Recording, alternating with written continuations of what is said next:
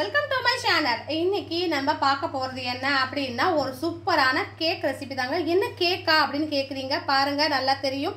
ரொம்ப சாஃப்டான பிளஃபியான கேக்கு தாங்க. பாருங்க எடுத்தாவே கட் ஆகும், அந்த அளவுக்கு நல்லா சாஃப்டா இருக்கிற கேக்கு தாங்க. ரொம்ப ஈஸியா பண்ணிடலாம். நிறைய பேர் என்கிட்ட கேட்ட முக்கியமான விஷயம், பேசிக் இன்கிரீடியன்ட் வச்சு எனக்கு சொல்லுங்க.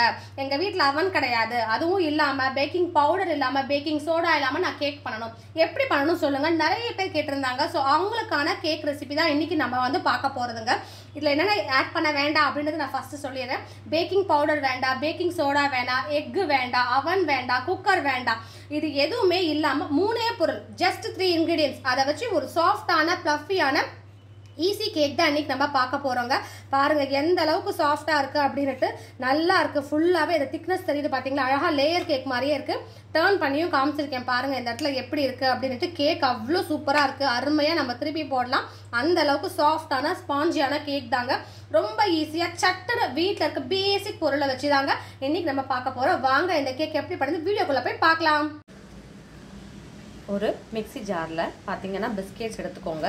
நீங்கள் என்ன பிஸ்கெட்ஸ் வேணால் எடுத்துக்கலாம். நான் இன்றைக்கி இந்த காஃபி பிஸ்கெட்ஸ்னு சொல்கிறாங்க பார்த்தீங்கன்னா, தின் க்ரஸ்டாக இருக்குது, அந்த பிஸ்கெட்ஸ் தான் நான் எடுத்துருக்கேன். எந்த பிஸ்கெட் கிடைச்சாலும் எடுத்துக்கலாம்.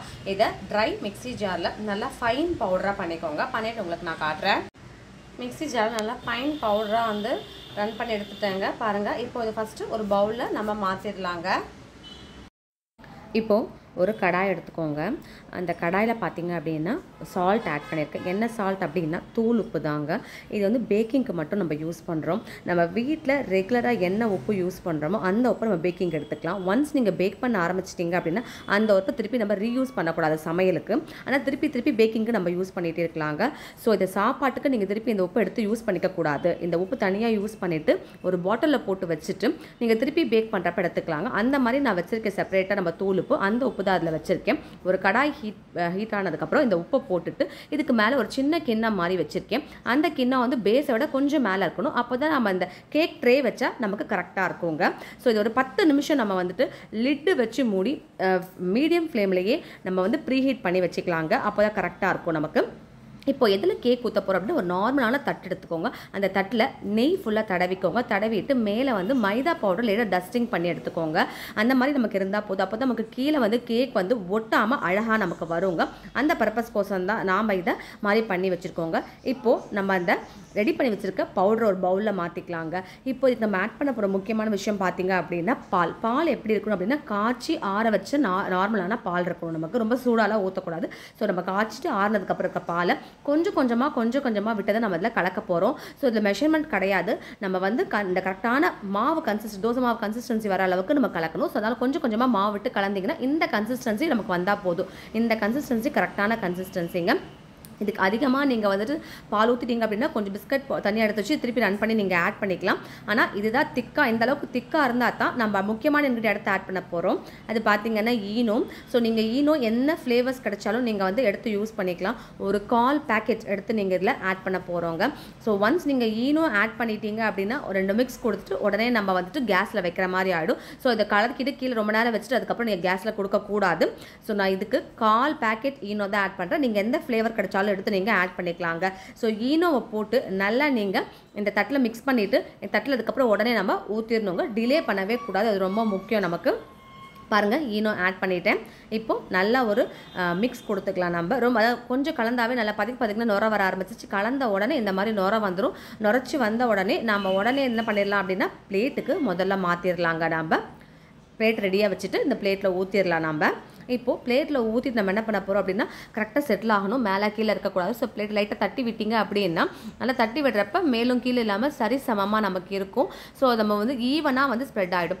இப்போது ஆல்ரெடி 10 நிமிஷம் ப்ரீ ஹீட் பண்ணி வச்சுருக்கோம் பார்த்தீங்களா, அதில் ஆட்டோமேட்டிக்காக நம்ம இப்போ எடுத்து வச்சுருக்க அந்த பிளேட்டை உள்ளே வச்சிட போகிறோங்க. ஃப்ளேம் கண்டிப்பாக வந்து மீடியம் ஃப்ளேம் தான் இருக்கணும்.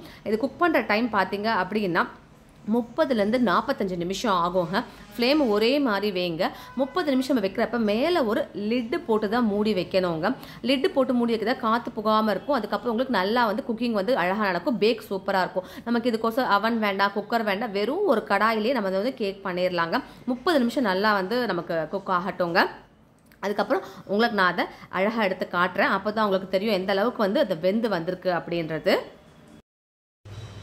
கரெக்டாக கரெக்டாக 1/2 hour ஆச்சுங்க. நம்ம லிட் எடுத்து பார்க்கலாம். பாருங்க நல்லா வந்து மேலே வந்து ஃப்ளஃபியாக பொங்கி நமக்கு வந்திருக்கு. இப்போ ஜஸ்ட்டு நான் டூத் பிக் கூட யூஸ் பண்ணல, நார்மலாக இருக்கும், ஒரு கத்தி தான் யூஸ் பண்ணுறேன். ஜஸ்ட்டு டிப் பண்ணி பார்க்கலாம், உள்ளே குத்தி பார்க்கலாம். பாருங்கள் கொஞ்சம் கூட ஒட்டவே இல்லை.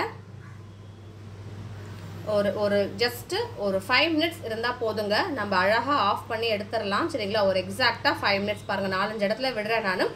ஒரு 5 minutes இருந்தால் போதும். நல்லா நமக்கு பேக் ஆகிருக்கு. 5 minutes கழிச்சு காட்டுறேன். இன்னொரு 5 minutes கொடுத்தாச்சுங்க. இங்கே பாருங்கள் கேக் சூப்பராக ரெடி ஆகிடுச்சு. இப்போ இந்த பிளேட்டை மெதுவாக வெளியில் எடுத்துகிட்டு வந்து நம்ம ஜஸ்ட்டு ரூம் டெம்பரேச்சரில் வச்சு நல்லா நமக்கு ஆறணும். கேக் ஆறினதுக்கப்புறம் ஜஸ்ட்டு கத்தியை வச்சு கார்னர்ஸ் எடுத்தோன்னா அழகாக நமக்கு கேக் வந்துடுங்க. ஸோ ஃபஸ்ட்டு ரூம் டெம்பரேச்சர் வரட்டும், வந்ததுக்கப்புறம் கேக் எடுத்துகிட்டு உங்களுக்கு நான் காட்டுறேன். கேக் பார்த்தீங்கன்னா நல்லா பேக் பண்ணிவிட்டு பிளேட்லேருந்து எடுத்துட்டேன். பாருங்கள் கையில் அழகாக வருது நமக்கு கேக்கு. அந்த அளவுக்கு சாஃப்டாக இருக்கும் நமக்கு. ரொம்ப சூப்பராக வந்துருச்சுங்க. பாருங்கள் பேக் சைட்லேயும் காட்டுறேன் நான். நல்லா 2 பக்கமும் ரொம்ப அருமையாக பேக் ஆகிருக்கு. ரொம்ப சாஃப்டாக இருக்குது. நல்லா லேயர் கேக் மாதிரியே நீங்கள் பண்ணலாம், நல்லா இருக்கும் உங்களுக்கு. இதை கட் பண்ணி பீஸ் பண்ணிவிட்டு நம்ம அழகாக வந்து சர்வ் பண்ணிக்கலாங்க. ஸோ எதுவுமே தேவை கிடையாது. வெறுமே நமக்கு பார்த்தீங்க அப்படின்னா பிஸ்கெட்டு, பால், ஈனோ இதை வச்சு ரொம்ப அருமையாக வீட்டில் இருக்க ஒரே ஒரு கடாய் வச்சு பண்ணிடலாம். ரொம்ப பேசிக் இன்க்ரீடியன்ட் தாங்க. ஸோ இதை வச்சு ரொம்ப ஈஸியான ஒரு அருமையான சாஃப்டான ஸ்பாஞ்சி கேக்குங்க. பாருங்கள் நல்லா தெரியும் இந்த ஸ்பாஞ்சினஸ் உங்களுக்கு. ரொம்ப டேஸ்டியான கேக் ரெடி ஆகிடுச்சுங்க. இதை நீங்கள் அப்படியே சர்வ் பண்ணலாம், இல்லை மேலே நீங்கள் எதாவது க்ரீம் போட்டு டெக்கரேட் பண்ணி கூட சாப்பிடலாம். அவ்வளோ டேஸ்ட்டாக இருக்கும். கேக் கட் பண்ணதுக்கப்புறம் பாருங்கள் எந்த அளவுக்கு சாஃப்டாக ஸ்பாஞ்சியாக இருக்குன்றது உங்களுக்கு தெரியும். பாருங்கள் இது பாருங்கள் ரொம்ப சாஃப்டாக இருக்குது, ரொம்ப சூப்பராக இருக்குது. கேக் கட் பண்ணி எடுத்திருக்கேன். சாஃப்ட்னஸோடு ரொம்ப சூப்பராக இருக்குங்க கேக்கு. ரொம்ப சூப்பரான டேஸ்டியான வெறும் 3 பொருளை வச்சு செய்யக்கூடிய கேக்கை நீங்கள் பார்த்தீங்க. ஸோ கிறிஸ்மஸ் ஸ்பெஷலாக இந்த கேக்கை நீங்கள் ட்ரை பண்ணிப்பாங்க. இன்னும் நிறைய ரெசிபி தெரிஞ்சுக்க என்னோடய சேனலை சப்ஸ்கிரைப் பண்ணிக்கோங்க. தேங்க்யூ.